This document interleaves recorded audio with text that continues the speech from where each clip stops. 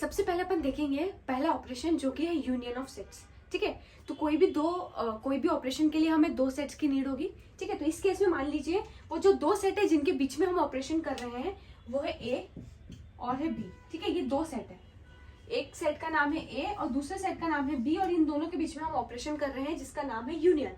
ठीक है, जैसे अगर मैं 1 और 2 के बीच में ये ऑपरेशन करती प्लस वाला, तो इस ऑपरेशन का नाम क्या है? एडिशन।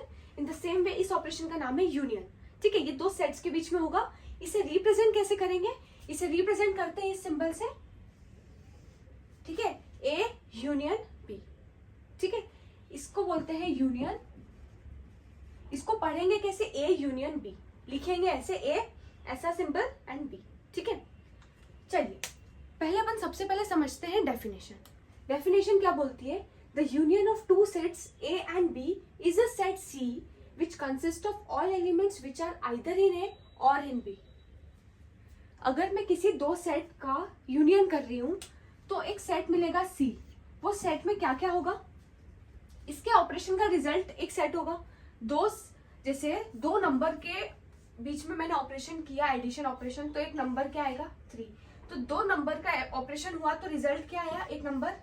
सिमिलरली दो सेट के बीच में कोई भी ऑपरेशन होगा तो रिजल्ट क्या आएगा? एक दूसरा सेट। ठीक है, तो ये भी एक सेट है, ये भी एक सेट है, और सी एक रिजल्टेंट सेट है। ये ऑपरेशन करने के बाद जो रिजल्टेंट सेट आएगा उसका नाम अभी हमने क्या दिया? सी। इस रिजल्टेंट सेट सी में क्या क्या एलिमेंट्स होंगे? इसमें सारे एलिमेंट्स होंगे। इसमें होंगे all the elements of A and all the elements of B.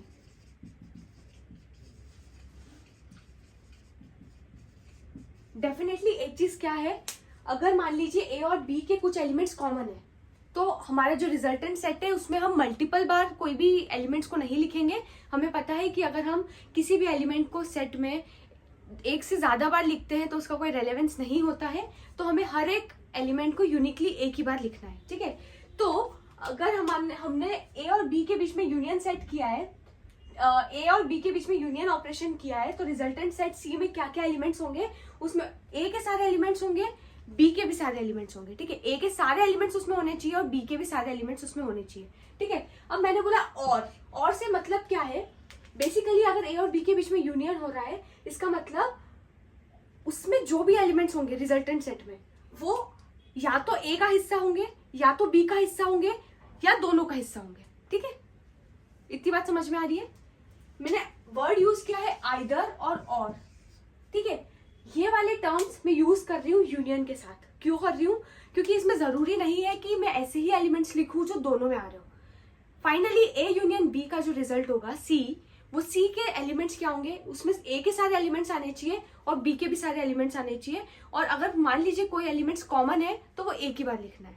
ठीक है, तो जो सी होगा, सी के एलिमेंट्स क्या होंगे? सी के एलिमेंट्स में या तो ए का हिस्सा होगा, ए के एलिमेंट्स होंगे सिर्फ, या तो सिर्फ बी के एलिमेंट्स होंगे, या वो एलिमेंट्स होंगे जो दोनों में कॉमन है। ठीक है, आई होप आपको अच्छे से समझ में आ रहा है।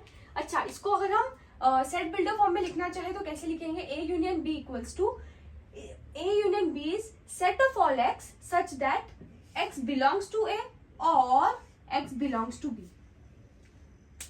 देखिए ध्यान से समझिए, और का मतलब ऑप्शनल। ठीक है, मतलब एक ऐसा सेट बनेगा, सी बोल देते हैं हम, वो सेट सी में जो भी एक्स होंगे वो या तो ए का हिस्सा होगा, या फिर बी का हिस्सा होगा, या फिर दोनों का हिस्सा होगा। ठीक है, या तो ए का हिस्सा होगा, या तो बी का हिस्सा होगा, या दोनों का हिस्सा होगा। और डेफिनेटली अगर दोनों का हिस्सा होगा तो वो ए का भी हिस्सा होगा और वो बी का भी हिस्सा होगा।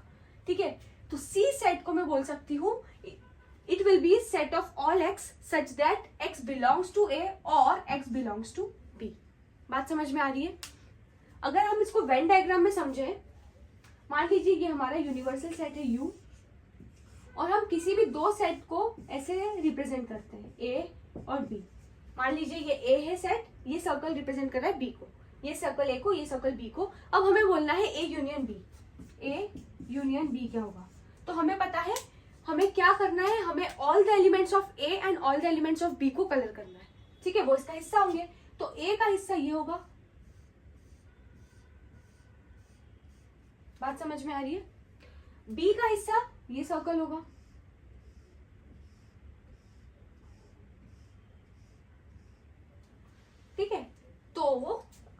समझा, ये वाले हिस्से में सिर्फ ए आ रहा है, ये वाले हिस्से में सिर्फ बी आ रहा है, और ये बीच का जो हिस्सा है इसमें ए भी आ रहा है और बी भी आ रहा है।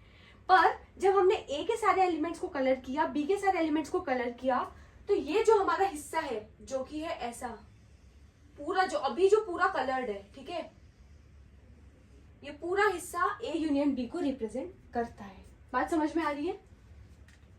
मतलब हमें ए के सारे एलिमेंट्स रखने हैं, हमें बी के सारे एलिमेंट्स रखने हैं। हो सकता है वो सिर्फ ए का हिस्सा हो सकता है वो सिर्फ बी का हिस्सा हो, और ये भी हो सकता है वो दोनों का हिस्सा हो। हमें इन सबको मिक्स करके एक रिजल्टेंट सी बनाना है जो ए यूनियन बी को रिप्रेजेंट करेगा।